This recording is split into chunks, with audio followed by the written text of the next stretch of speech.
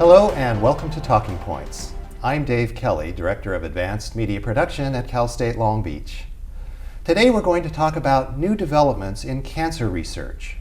What are we learning in the lab, and how are we applying that knowledge to new treatments and lifestyle adjustments? My guest today is Dr. Deepali Bhandari. Dr. Bhandari is an Associate Professor of Biochemistry, and she is also a cancer researcher. Welcome, Deepali, and thank you for joining us on Talking Points. Thank you, Dave. I'm glad to be here. Well, I want to first start the conversation by talking about the war on cancer, because we've had this declared war on cancer since 1971, when President Nixon made that declaration. And that was because by 1970, we knew that cancer was the second leading cause of death in the United States, topped only by heart disease.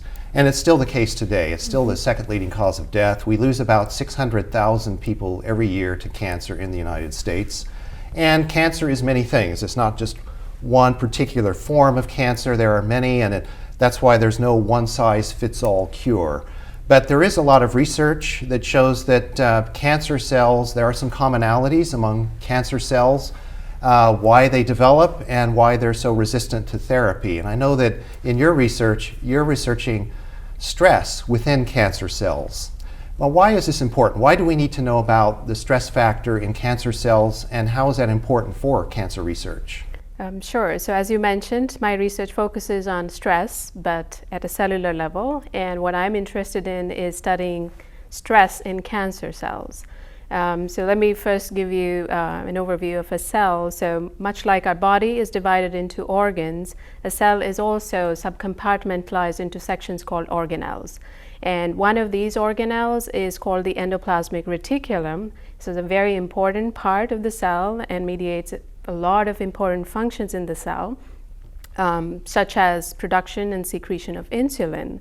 Now, a normal cell, things go the way they're supposed to. A cell is fine, a little bit of stress, it can handle it. But things go wrong when a cell is having to overwork over time, such as in case of type 2 diabetes, where they are making a lot more insulin than a normal person would do. So in this case, the cells are stressed a little bit. When faced with stress, the cells have a choice to make, to live or die, and that's the question that fascinates me, and I'm trying to answer in my lab, but from cancer point of view. So a tumor, when it first starts forming, it's not getting enough blood supply. It doesn't have the blood vessels yet.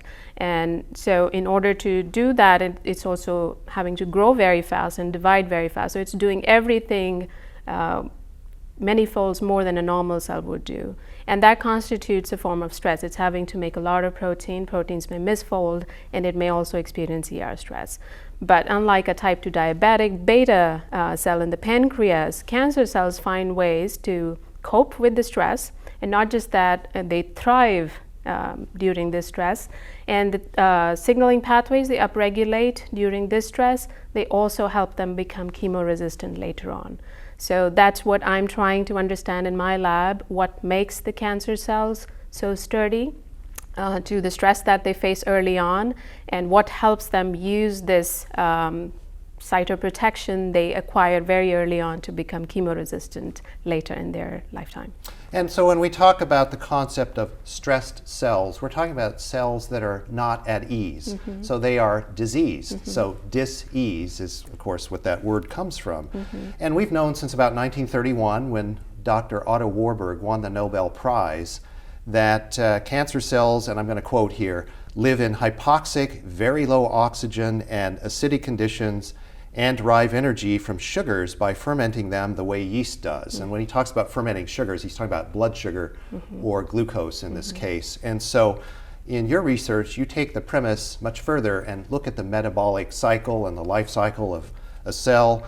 And what is it about the cancer cell that makes this metabolic shift so that it burns a lot more glucose than a normal cell would? Mm-hmm.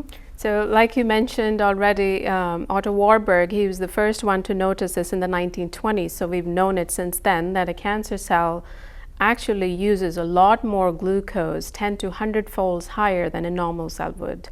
In fact, that makes the basis of the PET scan, which an oncologist uses to test or look for the tumors, because those areas are going to glow much brighter than normal cells because they take up a lot more glucose. Why they do that? The earlier part of the tumor, as I mentioned before, they do not have the blood vessels to supply them with enough oxygen, and our normal metabolism is oxygen based. Now, when a tumor is faced with this conundrum, not enough oxygen to metabolize the sugar fully to get a lot of energy out of it, but it has to grow very fast, it does need a lot of energy, it now shifts its metabolism to more anaerobic metabolism, which means metabolism which will not need oxygen, and that's glycolysis. So it starts taking up a lot more glucose from the blood, internalizes it, and breaks it down to a molecule called pyruvate, which in a normal cell would end up in the mitochondria and go through the oxidative metabolism. But in case of cancer, because we are lacking in oxygen, it's going to feed it to the fermentation side, turn it into lactate secreted out instead. And it compensates for the energy loss because we're not fully metabolizing glucose, we're not getting all the energy out of it. It does so by taking in 100-fold higher levels of glucose. And so we'll talk about glucose and diet and its effect on cancer a little bit later, but first I want to continue talking about cellular activity and what is considered normal cellular activity versus abnormal cellular activity, because we know that abnormal cellular activity leads to tumor growth. Right. And so for normal cells, through the magic of biochemistry, normal cells have a way to communicate through enzymes, proteins, and so forth. And so a normal cell will know its boundaries. Right. It knows not to grow beyond a certain point. It knows not to impede in other cellular territory. It knows to stick together to other cells of similar type and not float away and metastasize in other parts of the body. And there is, again, this magical kind of communication that takes place because of enzymes and proteins. And when we get to the malignant cells, the cancerous cells, we know that something's gone wrong. Probably a mutation has occurred, and so that cell is no longer either receiving those signals or is not obeying those signals in some way, or maybe they're being suppressed. So the malignant cell is not maintaining its boundary. It is traveling, it's going to other places, it's imposing itself on other cellular material. So when we talk about tumor growth, it's really important that we address that mutation and what it's causing. And so in chemotherapy, what is the theory behind chemotherapy to reduce that tumor growth and eradicate it? Sure. So chemotherapy is a general toxin that we are going to introduce in the body, and that goes after the actively growing cells. So it's not really differentiating between a cancerous cells and a normal cell that is also actively growing per se. So once we administer chemotherapy, it's going to go after anything that's actively growing, and hence the side effects that we see on patients on chemotherapy. They lose their hair, which are actively growing. They also have intestinal issues because the lining of the intestines is the cellular lining is being disrupted. So that's where we are with chemotherapy, and a whole lot of side effects. And the research is actively looking at ways to circumvent this issue. If we can target this chemotherapeutic drug to the right place, just to the cancer, without affecting the normal cells in the body. And that's where nanobot technology comes into place. So this is medical engineering. And so we want to create nanobots which are extremely small that can travel through the body and locate specific areas and do what needs to be done. Right. To deliver the proper sort of medication or chemical that needs to be dispersed in that area.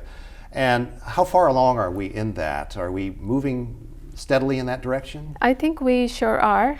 We've made some great strides there. The research is taking us into new directions, and we are coming up with ways. As you mentioned, the nanobots, so these are nanoparticles which are 1/1000th of a meter. They're really tiny. You can't see them with your naked eye.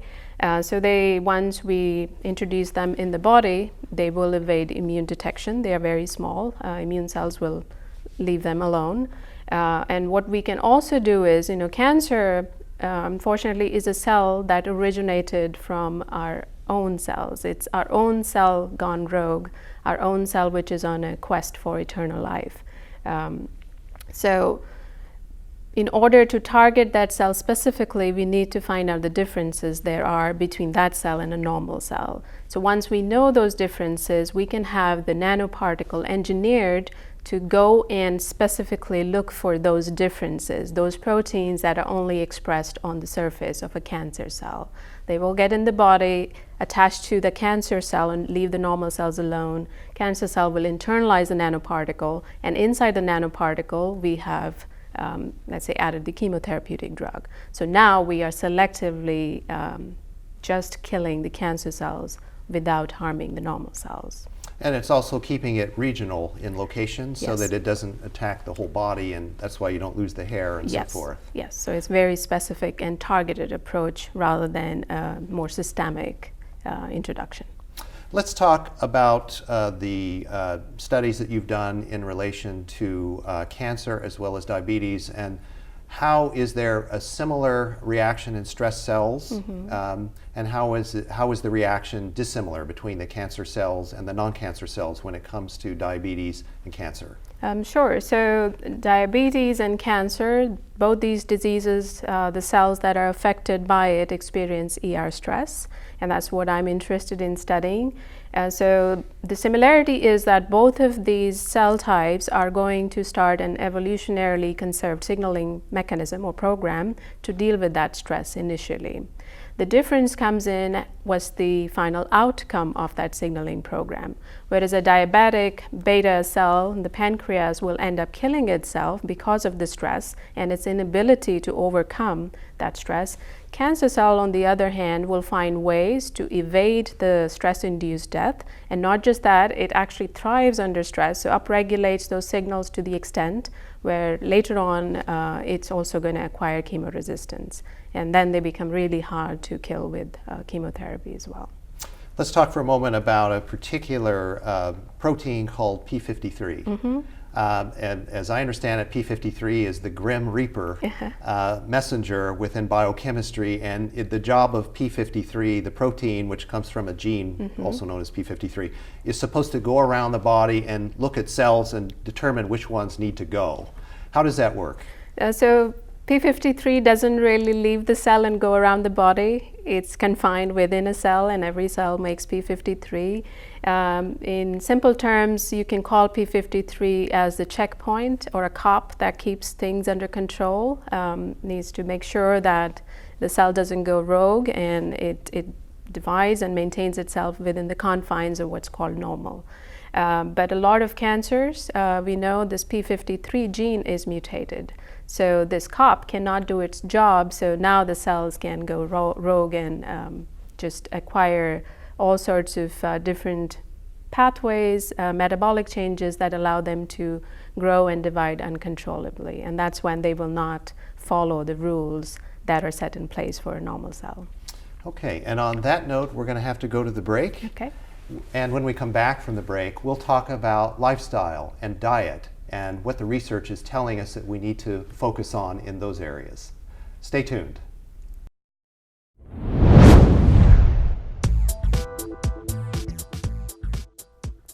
Get involved. Become a leader in the well-being of our nation, actively lending your voice and energy to promote wellness. Be the voice for public education and health education in schools, community organizations, hospitals, and clinics. You can become part of this exciting field with a degree from Cal State Long Beach.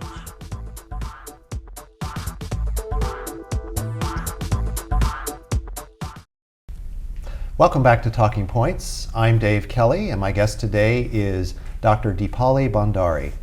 And Deepali, before we went to the break, we were talking about the P53 protein, which comes from the P53 gene, and how it's within the cell itself, and it helps regulate when cells need to go. But as we continue this discussion about cancer treatment, we also have to look beyond just the chemotherapy, but to lifestyle issues, and that includes diet. Diet and exercise, also having an abundance of fresh air and clean water and so forth.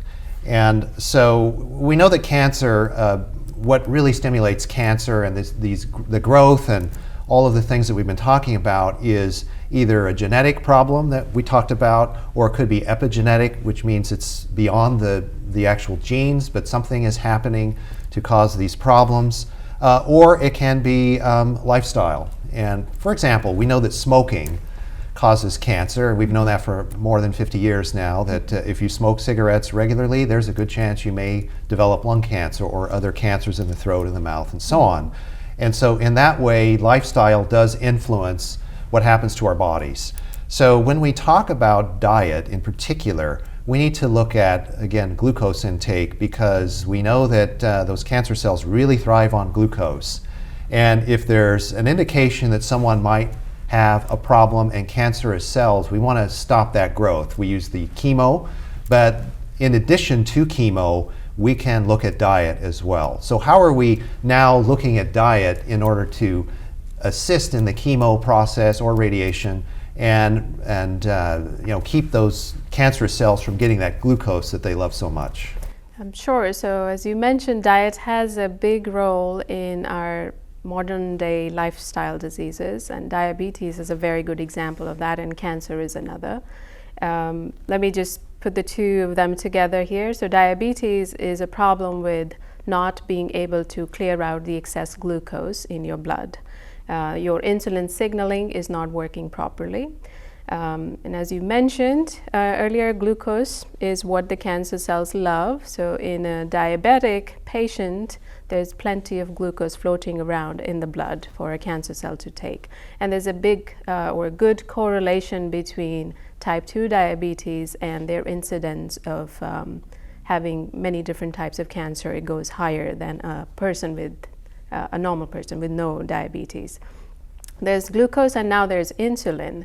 Diabetic individuals also tend to have a lot more insulin in their blood than a normal person, and insulin is also a growth factor.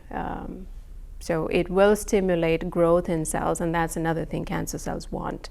So diet has, it's really intertwined between the onset of these diseases. So if we can control our diet, yes, biochemically and theoretically, if we cut down on that glucose, we should be starving the cancer cells and we can stop the growth. And that has been studied in some preclinical studies.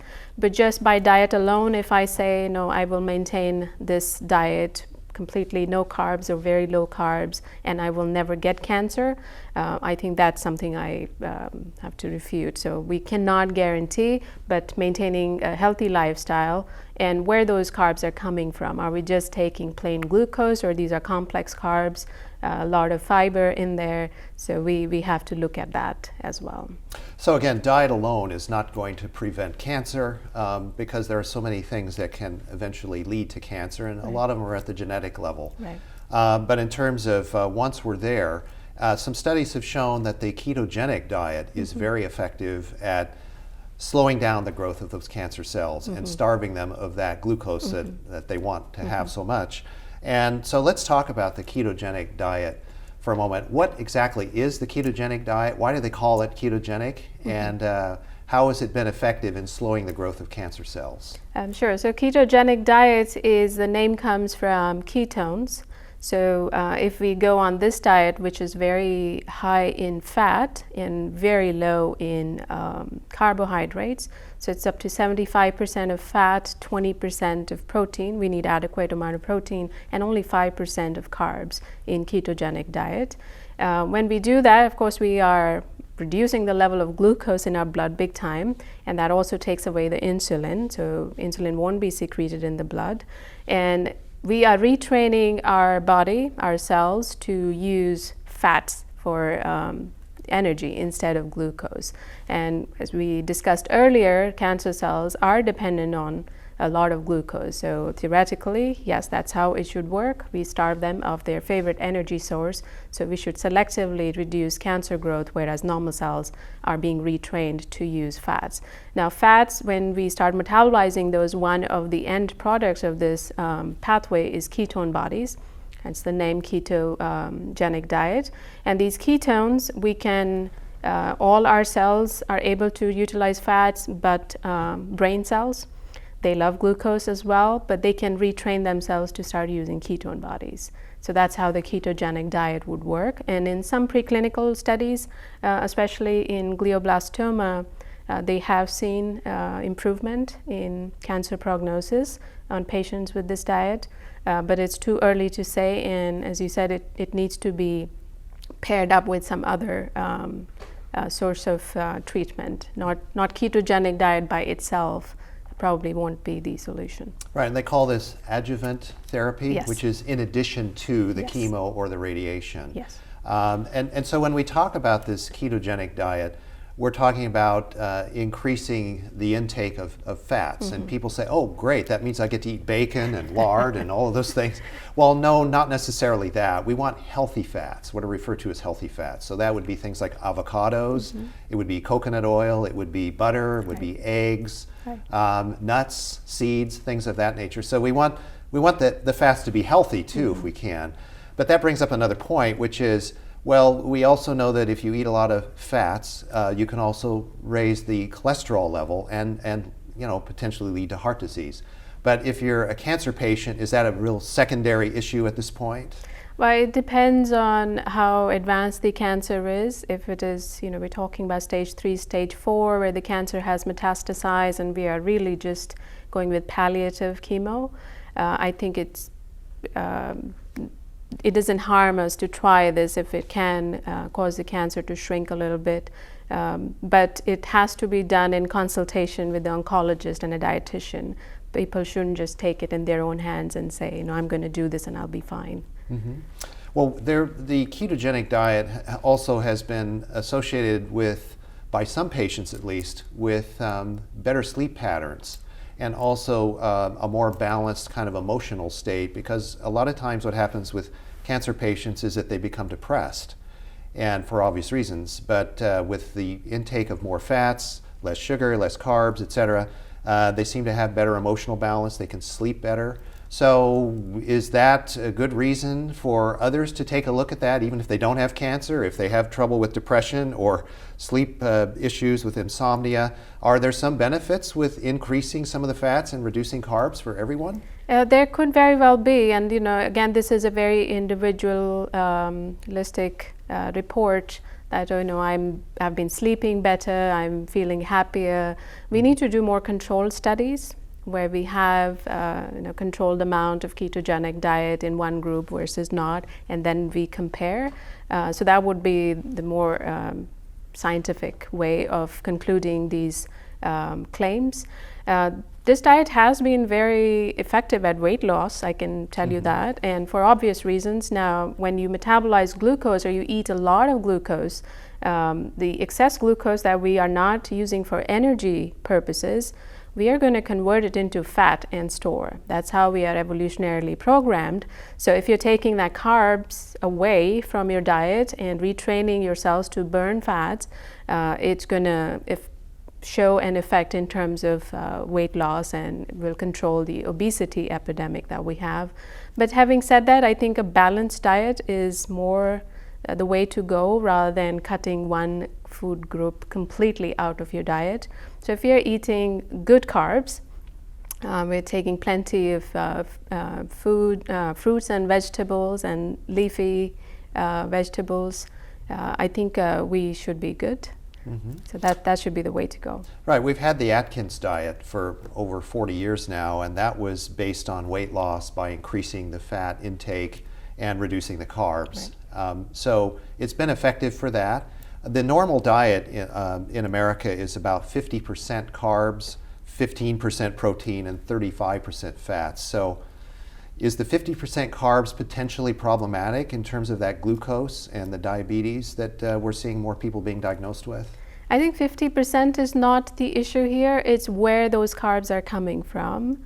And it's also the overabundance of energy-rich foods. It's not just that we are eating healthy carbs, 50% will be fine. But if we are just getting all these carbs from soda and all sorts of other bad things that we are supposed to avoid, that's bad. And we don't know when to stop, so we tend to overconsume. Our calorie count is higher than what we will expend in a day, and that leads to the obesity epidemic. So we could stick to the recommendations of American Heart Association or the other health agencies, and carbs are a primary food group in our diet. They're supposed to be. So if we just eat healthy and eat wisely, I think we should be fine. The problem comes with not enough exercise and eating more calories than you can expend in a day. And so we talked about healthy fats. Well, we need to think about smart carbs as well, which Yes. would be the healthy carbs Yes. that you've just referenced. So we're starting to run low on time, so I want to summarize what we've been talking about. So what do you think is the most important takeaway from the conversation we've been having today?